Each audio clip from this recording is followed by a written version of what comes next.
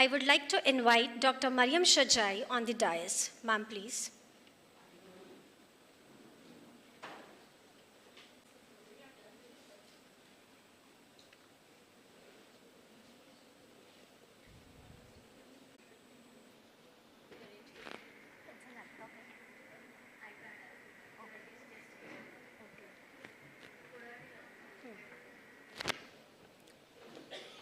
Welcome, ma'am. I'll take this. It's not updated. It's around. But that has been shared actually. You could have taken from me. It's okay. Okay, I just announced this is 7 years old. So you can continue. Ma'am has overall like more than 10 patents national at international level. Maybe I can. Okay. I'll give the mic to ma'am only. She can more better elaborate herself. Sorry, ma'am. That's okay. No. So, yes. And then see that how we can convert it to publications, patents, startups, translational research. So everything that you can think of could be the outcome of our brain and thinking. So therefore, really what matters is that to have everything you are generated and have come working with people like you, like the students like you and the colleagues like the faculty here.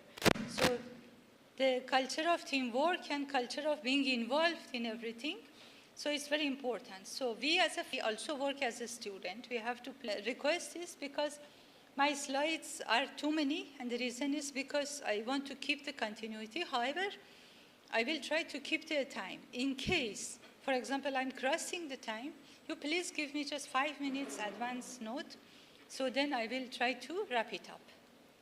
Okay? Yeah, actually morning we checked, everything worked. Hopefully it will work now also.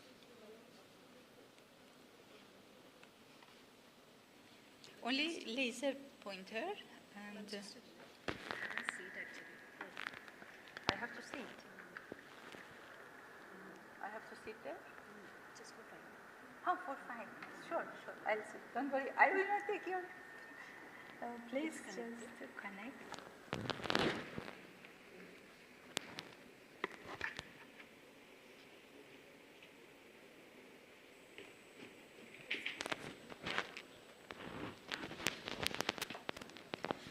Before starting the session, I request Bhandari ma'am to please come on the dais and felicitate Dr. MARYAM ma'am with a floral bouquet.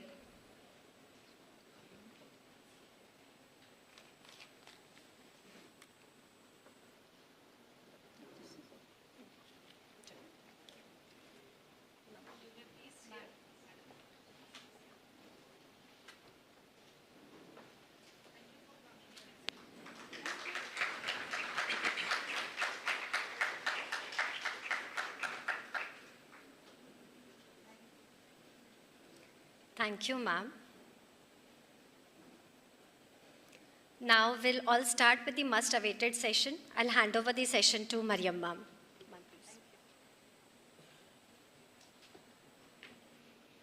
Okay, so then let's start, and feel free to ask questions also, so it's okay. So though we can have question answer at the end, but I will be happy even if you just raise your hand and ask a question. So as I told you, I will make it very flexible with respect to the slides. And then I thought it would be better to keep the entire information about the conference on the right side rather than putting only the conference logo. Okay. So today we want to talk about the integrated circuit and electronic systems for AGRI sensing. So this is part of almost like I started working in this domain from 2012. So it's around 10 years. And during these 10 years, I learned that how we need to really work in different domains, not by ourselves, but as a part of a team, and then how to connect and integrate. Things which may look very simple and different from the activities, students' activities that today morning we visited, but could be of interest, and it's important also for the country. And I want to connect it also with a new initiative from the government of India and the semiconductor mission, and therefore how simple things can become an opportunity. So I have two parts in this talk, and then first part is just to take you through a journey of one PhD project. We were discussing, in fact, about PhD research. So with PhD, we learn how to solve a problem which is not solved before by anybody else. So that is the definition of PhD. Now to learn that, we have to face challenges, but when we solve only this one single problem, you get that capability to solve many problems. Of course, it's not necessarily to do PhD to get that strength. You can even, naturally by working on challenging problems, earn that strength. And that becomes after some time a habit that you can even leave it. So continuously you become a problem solver. And that's the way that we want the engineering to go. Problem solving and then implementing the solution in real world. So first thing is, and I try to keep it very simple, therefore my examples are actually simple. So let's talk about a simple ASIC, which is application-specific integrated circuits. We want to design an IC. We want to send it for fabrication. We want to fabricate it in a foundry. We want to get it back, get it tested, then make a prototype system, and then characterize it. So the whole journey, therefore the PhD student needs to get through the entire journey.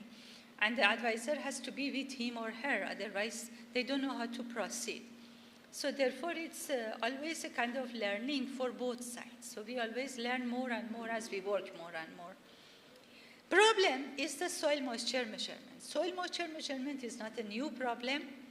And today when we talk, even 10 years ago, when, in fact, this project also was suggested to me if I can work on it in collaboration, I thought there is no component of research here, but it will be good to develop a product. At that time, the motivation was to make it cost-effective. So still, I thought, okay, this is a project within a year or two, we can finish it, and it's for 10 years now we are working, and 3 projects proposals, and still is continuing. And the reason is because there are interesting problems that don't come to the notice. For example, even today, you don't have worldwide a soil moisture sensor, which is reliable, can work on its own in the field, on its own, without anybody to check it every week or every month. It works under different temperature range values. It doesn't mix up the temperature variation with the soil moisture variation. It is robust to all kinds of field problems, starting from insects, animals, theft, humidity, rainfall, and snowfall, if it is in other places, say at north of India, or even anywhere else in the world. And it is still economical, affordable for agriculture sector. Agriculture is a sector that you cannot directly reach to the customer. It's very difficult. Agriculture is a sector you have to indirectly reach the customer. You cannot sell anything to farmers. Farmers cannot pay for any product. Therefore, the business model even is different. Until today, this problem still is not solved, because this problem needs scientific contribution, business contribution, product contribution, product manufacturing contribution, distribution, and the kind of the model where the end customer doesn't pay for the product. So how to make it sustainable. So see, it's a very complex problem. And I didn't know it's so complex, which looks simple. So therefore, what is the soil moisture measurement? You can tackle it from different angles. It's a problem related to agriculture. We put civil engineering aside. We put finding water in Mars and Mars aside, because these are also different applications where there are different levels of the budget available for these applications. So looking at the farming only and only agriculture, the question is that how we can measure the soil moisture. There are different ways, and as electronics engineer, so therefore we look at electronics methods. So one way is to measure the dielectric constants. There are products which already measure the dielectric constant, so there is nothing new here. But how to make a product which can become affordable? Therefore, it has to be a very simple product. Therefore, we don't look at complexity. But at the same time, we want to see how it can be manufactured in India itself. Therefore, it should be a design which is compatible, say, for example, with the SCL technology. So to make it compatible with that, therefore, we go with a foundry which has the technology similar to SCL Chandigarh, so that fabrication also can be within India. If fabrication is within India, there will be a lot of cost saving. And this is in the direction of semiconductor mission. So the simplest, one of the simplest structures that you can think of measuring the dielectric constant of any media is to have two probes, insert it in the media and measure. What we are measuring, actually we are measuring something like a fringe field capacitance, where the field lines start from one plate and end in the other plate. Say, for example, this is one plate and this is the other plate. Fringe field starts from here, ends here. Now, depending what is surrounding or covering this probe, you will get some number. And what is this number? Now, that value of the effective capacitance, you see, which is in the form of the fringe field. So it's not a plate capacitance, and therefore the direct field doesn't exist much. The main field is fringe field. So therefore, the basic concept is a simple physics concept. So now, by changing the moisture content, naturally dielectric constant value changes. So therefore, we think that this would be reasonable to use it as a method for measuring the moisture content, and this seems that to be reasonably economical. So why not to just go ahead with that? So the first point comes, and the first scientific challenge comes, the dielectric constant of the water itself changes with frequency. Therefore, if we want to use a method, we need to know what is the frequency at which you want to measure the dielectric constant. So we go a little into the physics. Therefore, the first thing we need to know is the model of the media, the model of the concepts of the physics that we deal with, so that we don't make a wrong choice. See, if you choose a wrong choice of frequency, whatever you make will not give you the right value, because it is not the right frequency. And what is the meaning of right frequency? There is in any media, and eventually there is a lot of kind of resonance available in molecules, between molecules, atoms, so, and electrons. So these are all inherent to the material. So this results in different kind of characteristics of the dielectric constant for both real and imaginary part of it, and therefore we will not get a straight line. For example, if we look at the real part of the dielectric constant, so it's not flat for all frequencies, and imaginary part also is not flat. Imaginary part of dielectric constant is a representative of actual loss of energy, and the real part is what actually we use when we want to calculate a capacitor. So therefore, assuming material is ideal, so this imaginary part will not exist, and there is only a real part. But actually, dielectric constant is a complex number. So now we want actually to measure this complex number. Answer is no, actually. We don't want to measure a complex number. All we want to measure is to measure this epsilon prime, which is changing with frequency. So what is the right choice of frequency? Look at this range of frequency, which is almost giving a fixed range, fixed value for epsilon prime and epsilon double prime. And this eventually behavior, which is called this entire, of course, frequency behavior due to electronic, atomic, and dipolar effects is called Maxwell-Wagner polarization. And this creates eventually variation of dielectric constant because, by different values of the moisture content. Therefore, if we want to be on the safe side, we need to operate only at this range of frequency. This range of frequency covers almost like 100 megahertz to 1 gigahertz.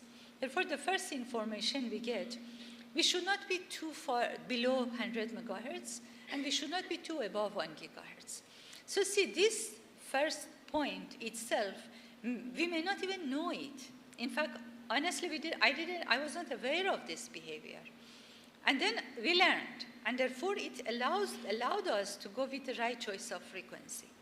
Now, if you are operating at those frequencies, then now the story changes compared to the case we are operating at kilohertz frequency. The second thing is to start simulating that device that we want to fabricate, understand what are the parameters we have.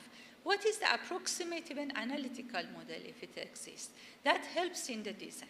So therefore, another part of the research, which is still connected to the real problem, is to have an approximate model if fringe field is the actual determining the value of capacitor. So it's an approximate model. Choose a proper simulator, for example, HFSS simulator, because now we are talking about frequencies above 100 megahertz. And finally, have some estimate of the right values. So how to choose the length of the probe, how to choose this gap between the probes, how to choose the width of the probes. There are pros and cons. For example, if you reduce the gap too much, then you don't get enough information about the material between the two probes. And therefore, electric field lines will cover a very small kind of number of molecules when they start from one plate and another. And therefore, you will not get a proper, effective, average dielectric constant. Because soil is not a uniform, homogeneous material. It's actually a mixture and complex. If you collect a sample from a land in Pune, agricultural land, and if we collect the agricultural land in Nagpur, and then we go, for example, to Karnataka, characteristics change, even for a given soil moisture content. So therefore, it's completely even geographical location dependent. So therefore, we need to keep enough volume to be covered here. So this is the parameter. If we make this probe too tall, implementation will be a problem, because you need to dig, you need to insert, and you need to remove this probe. So it becomes fragile. If you make it too narrow also, it becomes fragile. So, and if you make it too wide, it becomes difficult to insert. You need to dig, you have to proper auger, so protocol changes. And also it has impact on the structure of the soil. Ideally, we need a non-invasive method, but I'm talking, we have non-invasive as well, but just I'm talking about the invasive method. So this is the second part of this journey. So till now is everything about idea. And what we want finally to do is to make a chip which does everything, the processing, and then transfer output of the chip to the outside wall through these SMA connectors. So now here, after several simulations, optimization that takes its own time, and I don't want to get into that, just I want to show you some of the differences also between real and actual model. Suppose you want to put a relatively simple model of a capacitor at high frequency. One model is to have parasitic series resistance, parasitic series inductance, and the capacitor. Therefore, naturally, you will have a resonance frequency for the sensor. So therefore, we need to know where is the resonance frequency. Means from where really vicinity of which frequency this L will come to the picture. Because then the behavior will not be capacitive anymore. So therefore, we need to know what are the non-idealities. We need to know them, otherwise again measurement goes wrong. In fact, there are many soil moisture sensors in the market which operate at kilohertz frequency. And I'm always wondering that, how they operate, on what basis they calculate or they measure at kilohertz frequency. And actually, we purchased even the cheapest soil moisture, which is, I think at that time was 150 rupees. It worked only for 1 day. So we tried many products at the beginning, but nothing worked except around, I think, a 3 lakhs product, which is not feasible. We only purchased it to use it for the referencing, but it's not feasible as a product to give to the farmer. So it's out of question even. So for example, you will use a standard material. For example, this is white clay. So this is the way actually that probe is used. So you insert it within the material and then do characterization. We start with the standard materials because the behavior of the dielectric constant is very well available in literature, and they are used actually as reference material. So therefore, to do that, you need something like a vector network analyzer, because it has to work at high frequency. It has to give you all parasitics elements. So you use a vector network analyzer. So it's not really a measuring capacitance directly. You need to really use a sophisticated instrument like this instrument, which is a portable vector network analyzer. Even for characterization, we need to have it. So this is, for example, one model, N9925A. So now here you see 3 material. First, of course, is air. Everything starts with air. And you see the black is measured, and the red is the fitted, eventually extracted these 3 parameters, and the model of that parameter. Naturally, measurement will show some fluctuations with frequency. Even if you change it, I mean, repeat the measurement, you may get a little different. But if you look at an average or envelope of this plot, the red color still is showing the behavior of this model as compared to reality relatively well, except for glass beads, which is still okay, because this is at the resonance frequency, and we want to operate it well below the resonance frequency.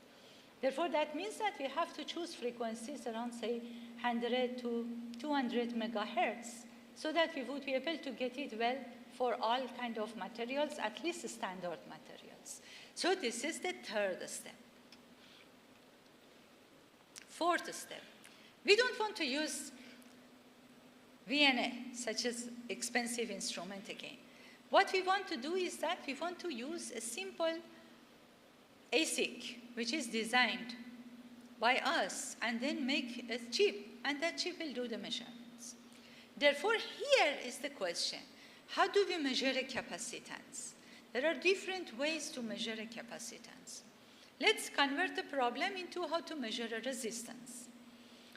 Suppose you have a simple resistor, and then suppose you pass a current through that resistor, and the value of that resistor changes. It's a sensor. So therefore, the voltage across the resistor changes. That's the simplest idea will come to the mind. And operating at DC. Operating at DC. There is a step here. So operating at DC. Actually, you don't need a step here anyway. So operating at DC. Here we don't want to operate at DC. And here we don't have a resistor, but we have a capacitor. So what we do is, we use still same idea. See, simplicity is the best way to do innovative things. And unless we don't think simple, we cannot simplify problems. If we don't simplify problems, we cannot give new ideas, because that is the way our brain functions. So therefore, the way we do is that we just go with the same idea. There is a current source flowing through a resistor. But what is that resistor? We don't have a capacitor. How we can convert a capacitor to resistor? So this is where we go back to another thing that we have learned, and then we use it: switched capacitors. If we switch a capacitor with some frequency, we would be able to emulate a resistor. Now, because the capacitor is switching, see, you know, this is something new that more often doesn't come to the mind. Capacitor is switching with that frequency, above 100 megahertz. Therefore, the capacitor CS, which is actually due to the sensor, is dealing with that frequency. It's getting charge and discharge continuously with that frequency. using these two switches through this current source and discharge to the ground. So the capacitor will see that frequency. However, we put a large capacitor, say 1 microfarad, at the output of this circuit, and we filter. So therefore, this kind of sawtooth waveform, on average, will give us the voltage. So we get the average, we get almost like a DC value at the output. If we use a very high value of CF, we will get less ripple, just the way you design regulators, voltage regulators. So therefore, this is actually the simple method of I to V converter using a resistor. Therefore, it's a resistor to V converter, voltage converter. We emulate resistor with a switch cap. Therefore, it becomes a C to V converter. And that is all we want. Therefore, we still measure a DC, but we operate it at very high frequency. Therefore, we don't need VNA, because we don't measure directly. All we do is that we measure indirectly, and we measure only the DC voltage. Now, if you have that, everything is simplified in this relation. 1 upon F in CS is equivalent resistance of a switched capacitor CS at frequency F in. I in is the DC current that we fed into that, and we can program it depending on the range of CS and frequency. One more thing here you see is RS. Why now we have to be worried a parallel shunt resistor? Most of the soil content also is getting mixed with ions. Where do they come from? They come from irrigation water. They come from fertilizers. So therefore, naturally, because of the existence of these ions, we don't have a simple capacitor. We actually have an RC filter, RC element. So this is the extremely important part which comes to the picture. So we cannot just have, therefore we have to make sure this RS is not creating error. Therefore we need to see what is the minimum value of RS, which is not giving us error, and whether that minimum value is compatible with the practical soil samples that we have. Though this technique is not only for soil moisture measurement, it's for dielectric permittivity measurement. But I'm giving an application for that as an example. Next thing in ASIC design is when you have a simple circuit which is on the left and what you have on the ASIC are not exactly same. When you want to convert a simple circuit to a working circuit, it takes more effort to convert it to a working circuit. Give you an example. You want to give this clock to these switches. These switches are on the chip. These switches should not have a very high resistance. They have to be low resistance. Otherwise, it takes time to charge and discharge this capacitor CS. So therefore, we will go with a very large switch.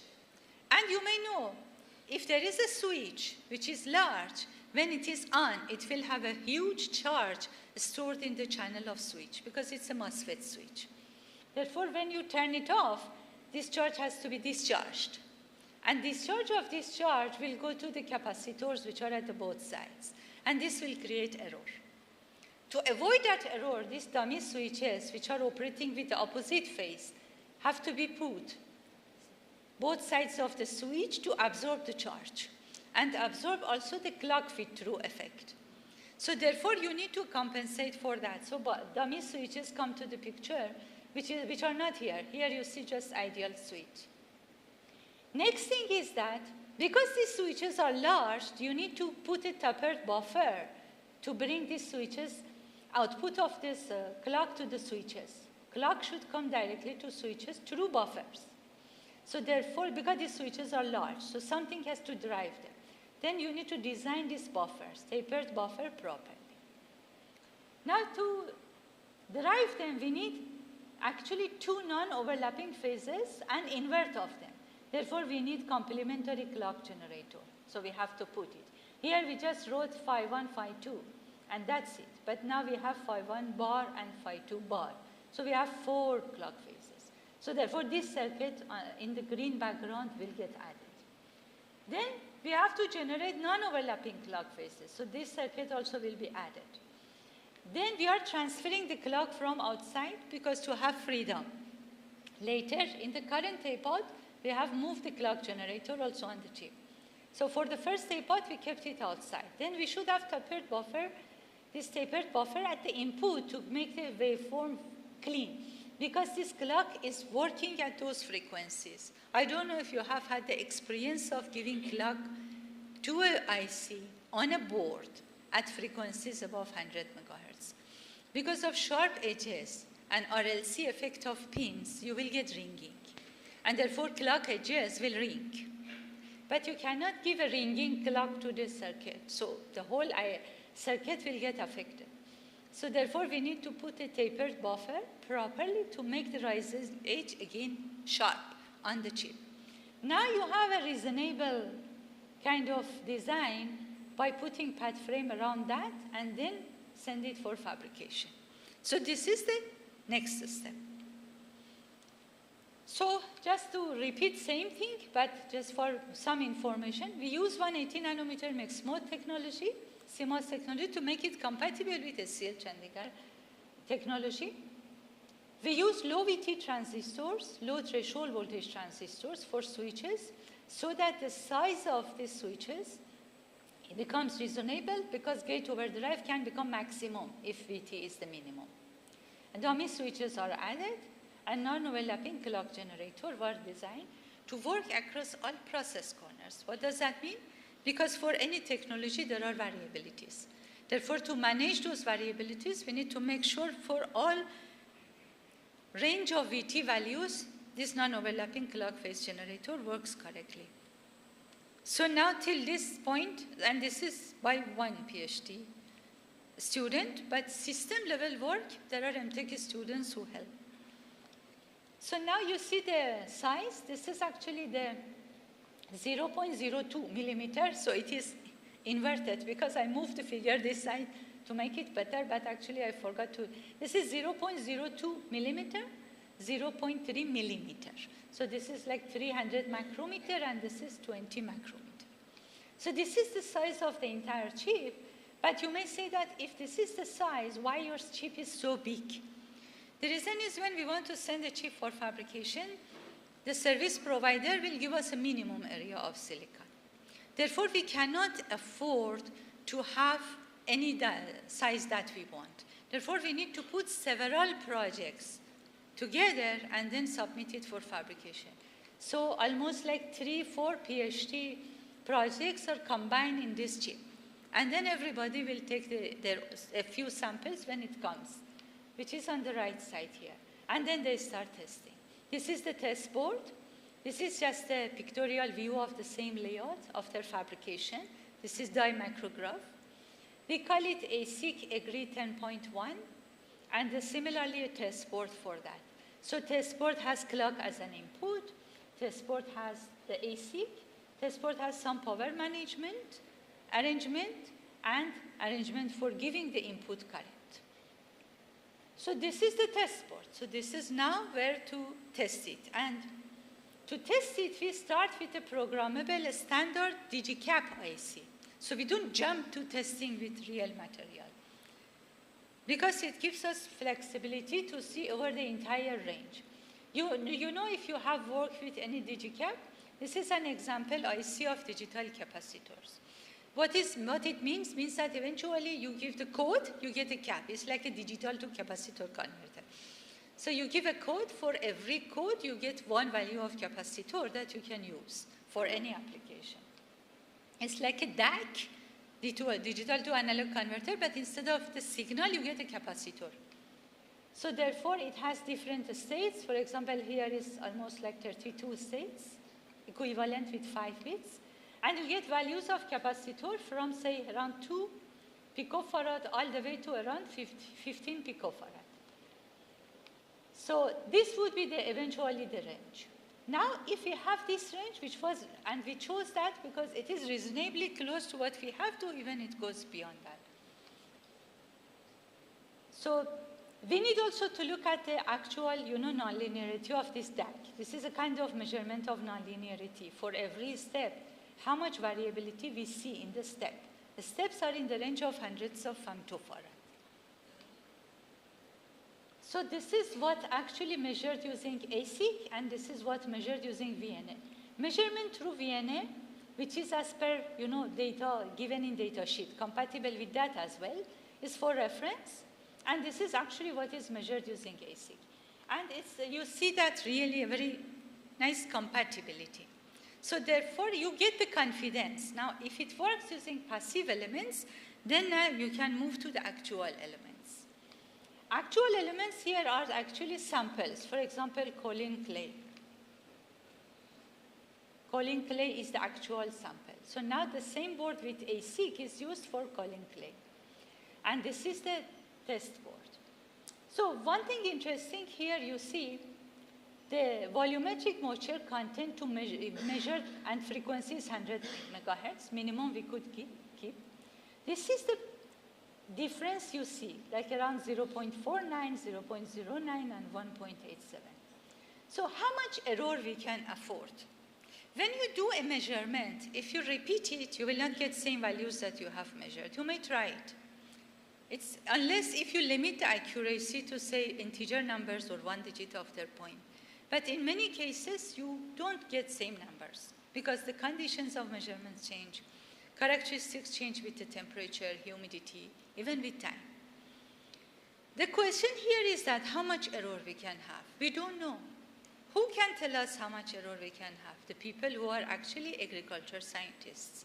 Therefore, we have to go back to them and say that, see, look, how much error we can afford. They say that if you want to look at the agriculture and farming, plus minus 3 is more than enough. So therefore, we use this plus minus 3 as a benchmark. And this didn't come from one person. It came from many people. So therefore, it will tell us that only first one doesn't seem to be right. But look at the first one. First one is actually the moisture content is so low, it's almost dry. So being dry, there is not much difference. Of course, if you convert it to volumetric, 0.01 becomes 0.5. Gravimetric means mass, volumetric means volume. Volume of water or mass of water. So volumetric is the standard one. So 0.5% is very low. Like that means 0.5% is the volume of water divided by volume of dry soil. That much water you have in the soil. So it's dry almost. So therefore, really, this much error is not a big deal, though the window is actually plus minus 3 in percent. So this is also in percent. So this, therefore, we are really well below this window. That means already it's good enough. Even we didn't need to do more. So this is the whole setup. Today we were discussing, definition of PhD. So we were just joking that it's a doctor of philosophy. I said that P is more for patience. Anybody now wants to do anything, not necessarily PhD, any kind of research which can result in something which close to a product or can be converted, need to be patient and see the problems and challenges and peacefully try to solve them without being in a hurry. So therefore, we were joking that, okay, really PhD means that really doctor of patience. B, get the doctorate in how much you can be patient. So P is for patience rather than philosophy. So this is one example of patience. Even to make a setup, which that you know your setup itself is right. It takes days and weeks. It's not a 1 day and 1 hour job. So effectively, it's the whole journey of a PhD over the span of 4 years. So setup eventually is everything is set. We need to generate a signal. We need to read the value of current. You know, we have extra pins to read. We need to read the currents because we need to make sure ASIC is not malfunctioning sometimes. Because it's an ASIC, it's not a commercial IC. We get it fabricated by a commercial foundry, but they give us around, say, 20 chips, packaged chips. So they have not gone through the quality check, so we have to be very careful. But here now, just to show you how frequency is important, on purpose we did this measurement. Looking at these are the measurements which are actually performed and then back calculated to the capacitance. See, one is at 95 megahertz and one is at 100 megahertz. As you notice, at low values of moisture, because value of water is low, 95 megahertz and 100 megahertz don't make a big difference. As you increase the amount of water, and this say, for example, between 20, 30 to 40%, actually is very important. Because that is where you need to decide you should not irrigate. That is where the farmers have to decide not to irrigate. Because soil is already getting saturated. Therefore, and when to irrigate? For example, in this range, 30% should it be irrigated or not? So even with drip irrigation. So therefore, this variability creates a problem. It's just a dependency on the frequency. And that's why choice of frequency matters. And we need to stabilize the frequency of measurement. This experiment was actually performed on the red soil with the texture of loamy soil. So there are standard ways and semi-standard to extract the soil texture. We do that. We have learned a lot of things about soil over these last 10 years. And that's good to learn things beyond our domain so that we can apply what we know in our domain to other domain. Because those who are in the other domain don't know anything about us. When we talk with agriculture scientists, they say, you take care of this. We don't know anything about it. It's all your responsibility. We just can talk about soil and plants. So that's why we need to know now, therefore, their side so that we can communicate with them. Fine. Okay, so fine. So therefore, I go only with part one. Okay. Yeah, so this is just I kept here to explain. And the overall, the measurement error that overall exists here right now is plus minus 2%. See, if you have error of plus minus 2.1% plus other sources of error, can make it beyond the plus minus 3%. That's why we need to stabilize the frequency. But this is not only from product, we were looking at the affordable product, but also from research point of view, it's really attractive. For example, with respect to consumed silicon area is the best at the time of report. We have published it in Feb 2023.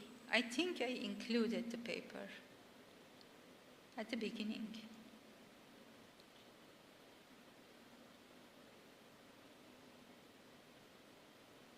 No, I didn't. It's okay. Sorry? Fifth? Yes, thank you. No, this is actually, no. Okay, this is the ABSCON conference paper, which was only with respect to the model and the characterization of the standard material and comparing them with each other and how to eventually set up this in the lab. We have a journal paper. Okay, so no problem. So anyway, in that journal paper is actually IEEE Sensors Journal, February 2023. So see, this area of silicon matters because it determines the cost. Power consumption is reasonable, depends on the frequency, and therefore we have a range because we were changing the frequency. And also depends on the value of the DC current we consume. That also is programmable for us. So we can effectively operate it, of course, from 25 megahertz to 250 megahertz within this range, though we use the fixed range of fixed value of 100 megahertz. And this RS that I told you is very important. Down to 5 kilo ohm, for that probe that we had designed, it doesn't have any effect. That means that for most of type of the soils, with any reasonable amount of fertilizer, it can work. 5 kilo ohm actually is very low. In practice, you get more than that. Other methods are not really covering this part, and therefore, all of them are sensitive to this value of parasitic R. And another thing is the range of capacitor. For us, is around 10 femtofarad to 24 picofarad with 4.5 picofarad offset value. Because there is pin capacitance, parasitic capacitors, pad capacitance, I/O pad on the chip. So we need to deduct it. So that's why this 4.5 comes as a DC value or If you don't have anything, you have only air, you get 4.5 picofarad. Let's put it that way. We don't need any reference capacitor also. It doesn't need any referencing. So that's another advantage. And resolution is pretty good as compared to, or at least comparable with other reported works. Under this kind of wide range and insensitive to the shunt resistor of above 5 kilo. So this became a kind of looking at the simplicity, looking at the non-idealities, looking at the right choices, but it became a research problem. Therefore, if you want to just make a simple solution for a large-scale problem, extended everywhere, so effectively it brings us to new problems, and new problems result in new innovation. So then I stop here, and maybe I can just go to the, sorry, I had actually many things. But these are some of the collaborators, PhD scholars for all the kind of projects in agriculture domain we do. Electrochemistry, screen printing, paper sensors. So a lot of them are going on. So therefore we have a group of people who have expertise at different domains effectively. And all are supported by METI, DST, and 3 labs in the department. VLSI lab for chip design, embedded system lab, and integrated system lab for chip testing, and the entire department. And we use Europractice service for foundry. However, we also fabricate in SCL Chandigarh. And I would mention that process is very stable. Chips work in the first run. So therefore, really, there is a possibility to do mass production of the chips fabricated within India. So it's an end-to-end kind of solution. Nothing can go, because packaging also can be done within India. Okay, thank you. Thank you for that.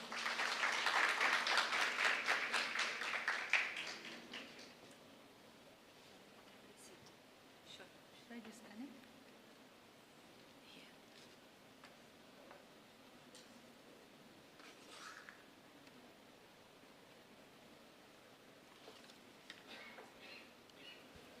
Thank you, ma'am, for sharing your research on agricultural domain using sensor technology. Okay, anyone is having question? Sir is having question.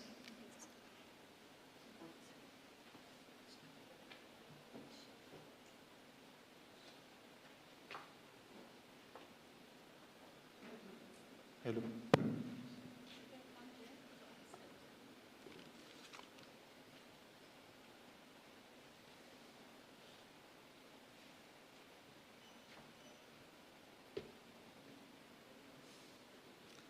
Madam, I am Yes. from IEEE, and we are working on this affordable agriculture in the Pune section. Very nice. So this was very interesting topic for me and those who are involved, those who are listening online also. My point is, from the capacitance point of view, you are trying to excited by that 100 megahertz to 200 megahertz switch. And it seems from that slide that there is a small time difference between the 2 switches. One is They are discharge. non-overlapping. Yeah, They are yeah. non-overlapping clock Yeah, phases. yeah, yeah. Because when we charge the capacitor, Yeah. we should not allow the discharge switch to turn on. Correct. Otherwise, there will be a short. Yeah, there will be So short. therefore, charge-discharge will. This is Yeah. eventually the requirement which comes from switch capacitor circuits. Switch There cap- also everything operates with non-overlapping clocks. And what could be the expected capacitance value in your circuit or in your... Okay, so it depends on the size of the probe. Okay. So, like, of course, shapes of the probes are different. We chose, what I showed, one of the simplest ones that we wanted to really be the lowest price. So this has 3-4 parameters. One is the length of the probe, length of the 2 probes. One is the width of the 2 probes. One is even in the thickness of the PCB. Because this also we use PCB material, peace of mind. We have other versions when we use different material and then we use a screw to connect it to the PCB. We tried all possible combinations. But this one is the simplest one because in one shot you can get the whole PCB and put the ASIC on it. So therefore, length of these probes, width, thickness of the PCB, and the gap between the two probes are optimization parameters. We have a range for them because of the field constraints, and within this range, then we actually use the simulation to get what is the range of capacitor that we will have, depending on the variation of the dielectric constant with the moisture. I have got one practical consideration, which I probably might have missed, that you are trying to measure it in situ. Yes, it is in situ. So when it is in situ, how do you apply such a high frequency, or the whole circuit sits on the capacitor? Yes, that's a good question. Right now, we have applied it through an external clock generator. Okay. We have the second version of this chip, which is now in the foundry. It's almost like at the packaging step. We have a PLL on the chip, which synthesizes the clock. Correct. And the clock internally is produced and goes to, so therefore, from external user, only a DC voltage is seen. There is nothing else. That's, thank you. Actually, I was wondering how you yes, can do yes, it that's the inside. right question. Yeah, thank you. Yes. But yes. then you transmit it to the user because yes, I'm this is a sitting here DC and- voltage. Yes, so this is a output is a DC voltage. Yeah. Therefore, you can easily transfer it even on a wire, because Yeah, you but- don't have any problem with DC But transfer. in the field, actual farm, this may not be a good No, thing. actually, we have a pole. We have a pole, and then we have a wire, Okay. and this wire carries only this DC signal, Yeah. and which is supply. And then takes the DC signal, which is output of the chip. That wire goes with this probe, and probe goes to the ground. But this is simply to measure the soil moisture. This is right now, yes, for soil moisture. Application was defined that way for the Yeah. project, yes. Yeah, that means first I do my survey of the soil moisture, even with the wire connected to the probe. Yes, Doesn't yes, matter. yes. It doesn't matter. Right now, it doesn't matter because this application is for farming, not for characterization of the farm. Correct. So therefore, when we talk to landowners as well as farmers and scientists, three groups we eventually talk to, and they have different levels and different types of knowledge about this area. What they say is that we don't need really to measure every point. Yeah, true. Because there is enough variability. What we need is to measure, say for example, let's assume area of this salon is a farm. So say you take 4 corners and take 1 point at the middle. So, and suppose you have drip irrigation. Drip irrigation is something I personally am very interested. So that's why I focus is on drip. Some farmers use flood irrigation. Problem with flood is non-uniformity and too much water. So drip works very well. Like most of the scientists recommend drip. Now in the drip irrigation, already this is going on. So therefore, all you need is to put some sampling points. And these sampling points, for this area, you don't need more than 5 sensors. Therefore, 5 sensors will give you a very good idea about what is the profile of the irrigation. You see the variability also. They are at 4 corners, 1 or 2 at the middle. That is enough. Some farmers actually divide this land because of the uncertainty in the crops. They divide the land into 2-3 plots. And each plot, they actually have different types of crop. So they say that for 2 sensors per plot will be fine for every, for example, type of crop. This is for small-scale farmers. One thing I tell you is small-scale farmers have the area of a couple of acres land. They are not really big. Therefore, it works very well for them. But the number of farmers who have a small-scale farm also is very high. And if we assume that all can reach to a much better productivity of the crop, there is a huge boom in the productivity of the crops that they have. And that The only point is they cannot pay for these sensors. Therefore, even though they are cheap, still they are expensive for farmers. So we have to find a solution. And the price that we are talking about is either 4-digit in rupees or 5-digit. 3-digit in rupees is very difficult. And it's not manageable. They come from China, but we try them. They don't work. Reliability is very important. Put it in the field. Who has the budget to send technicians to the field every week to check all these sensors? You need an army for that. So that also is not feasible. So there is no manpower here as well. But I can offer it as a service. Yes, Yeah. that's why NGOs are here. NGOs actually play a very important role. Some of our connections goes through NGOs to the farmers. NGOs, but still NGOs are not good enough to provide all these services. Because NGOs also, you know, I mean, they have their own defined services. So if you say that, okay, we will give you this service, every week you check these sensors, see what are the problems, report it. We have found it is not very safe. They do it for 1 week, 2 weeks, but this has to continue for the entire season. Practically, there are 2 seasons per year for 1 crop per farmer. So it needs many people, many people. Thank you. Yeah. I have one. My name is Sheetal. It was wonderful talk, madam. The question which raised in professor's mind, even raised in me, my mind, that why to have that large buffer range and have a V in or V source outside. So what was that?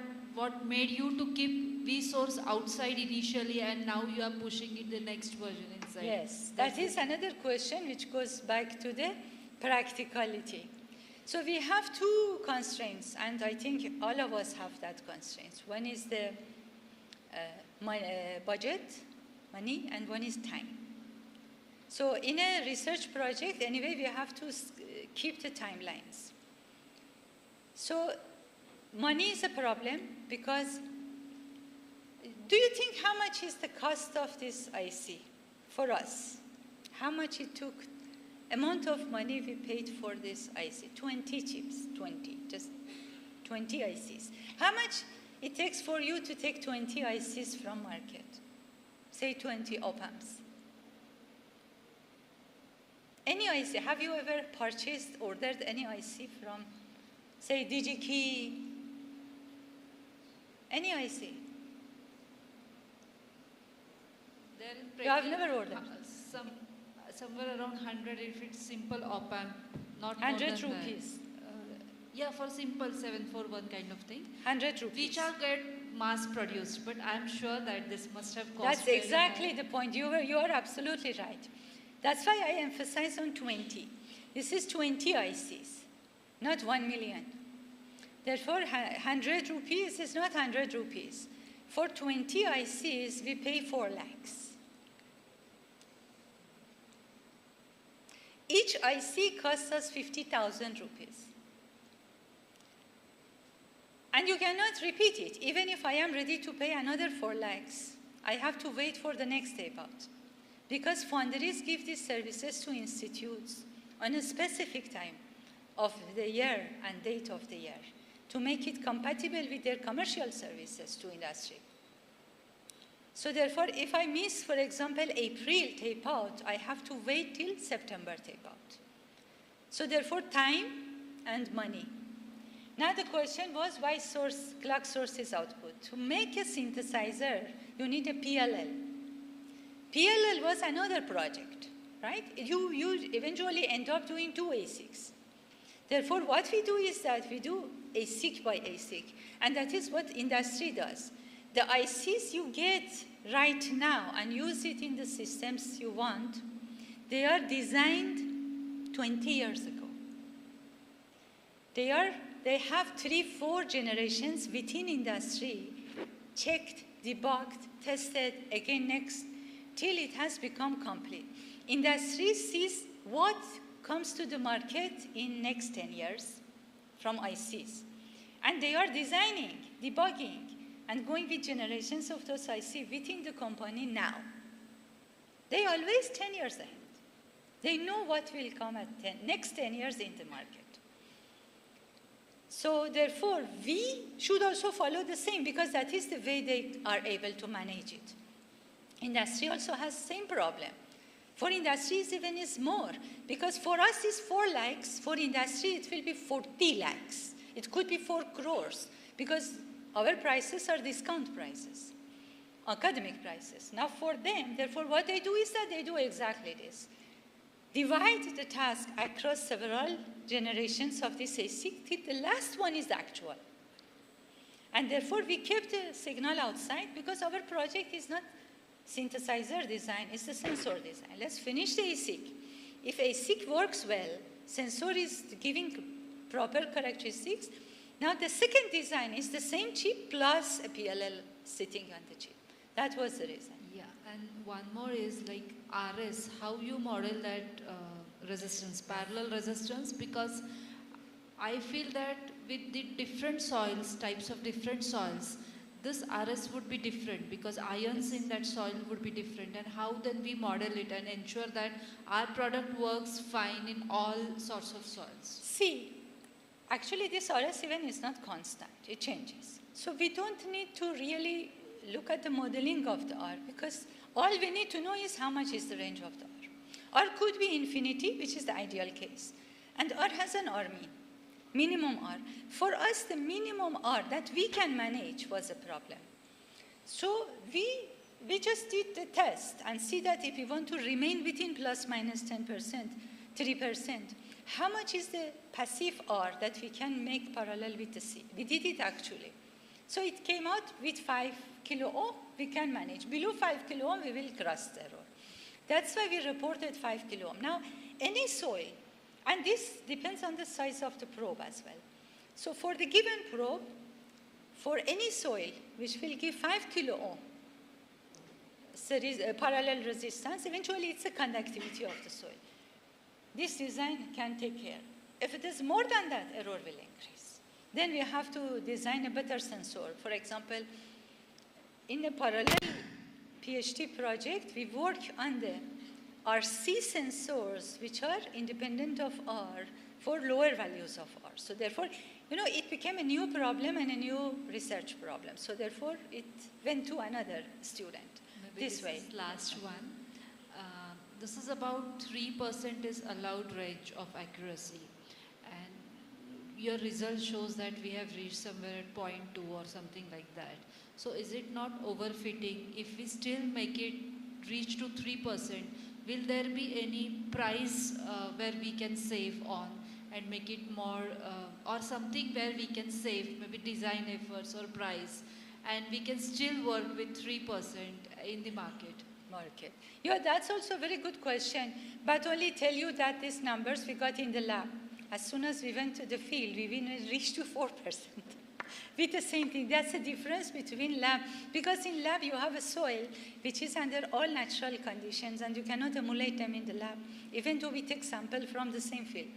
So therefore, in fact, that 4% we had to, in fact, within our technical committee of MEITI, because our project had 2 committees. One was technical committee, one is finance committee, and 2 reviews of technical.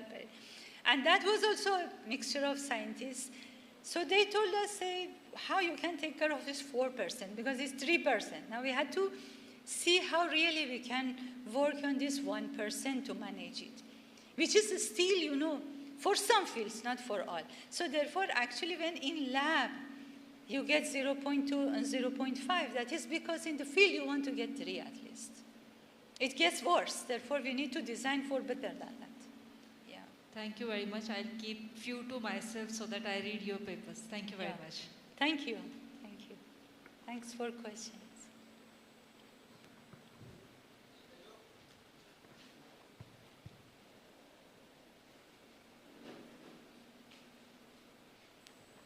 Hello, ma'am.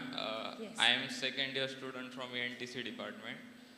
My question might be very immature, but I have to ask. No problem. Good. Okay.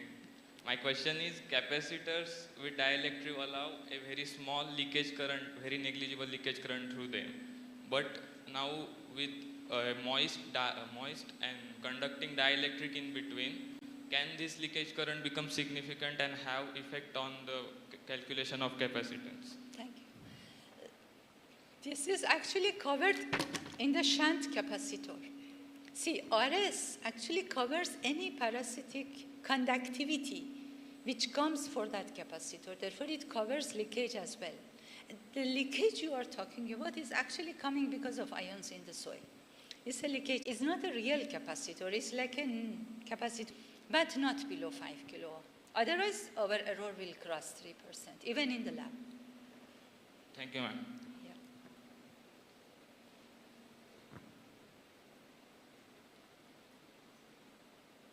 No, good. You ask questions. Asking is absolutely. Sometimes I ask questions from my students to learn from. That is the best way. We challenge each other.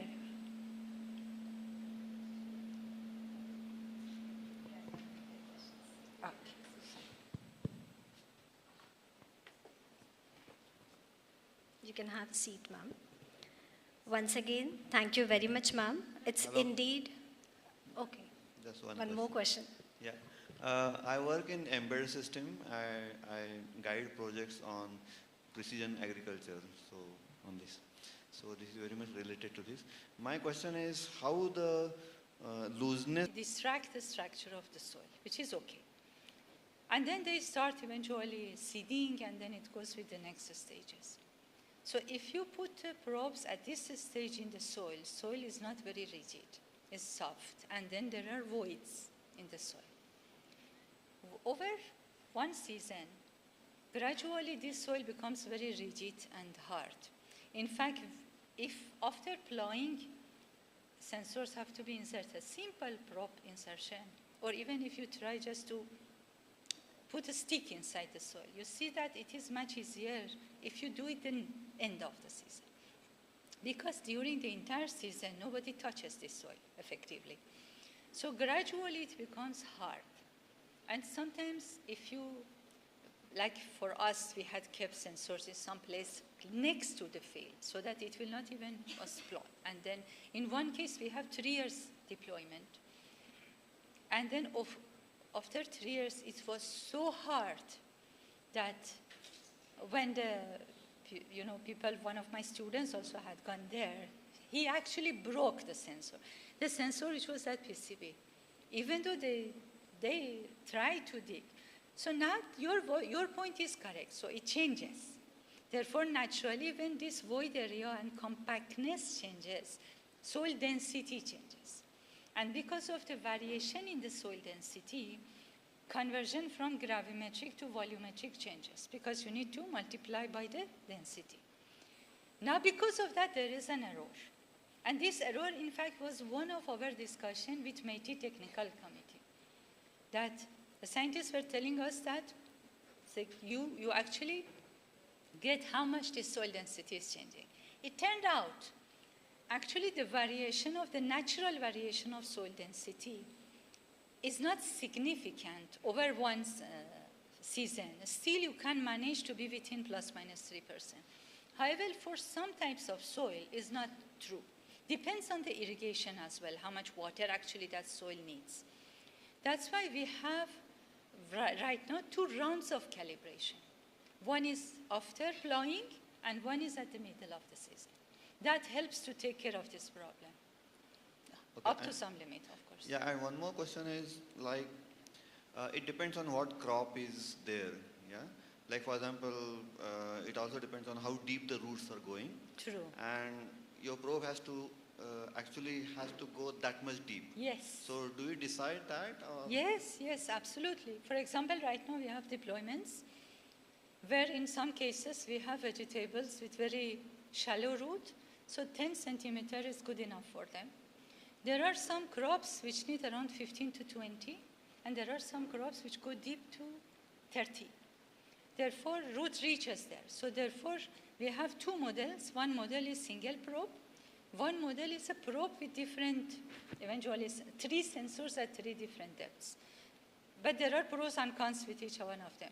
Right now, what we are doing for the cases which are very important in numbers to be very precise, we actually use two separate probes, and then one is at the surface, one goes deeper. In the other cases, one probe with three different. Yes, they are absolutely required. Yeah, thank you, madam. Thank you.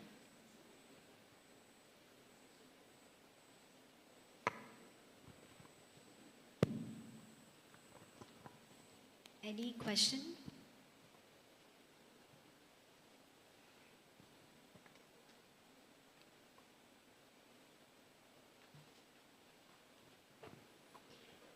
Thank you, ma'am. It's indeed a great experience for all of us to hear your research today.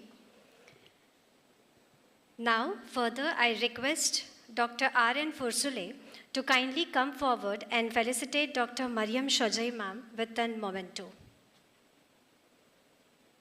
Ma'am, please.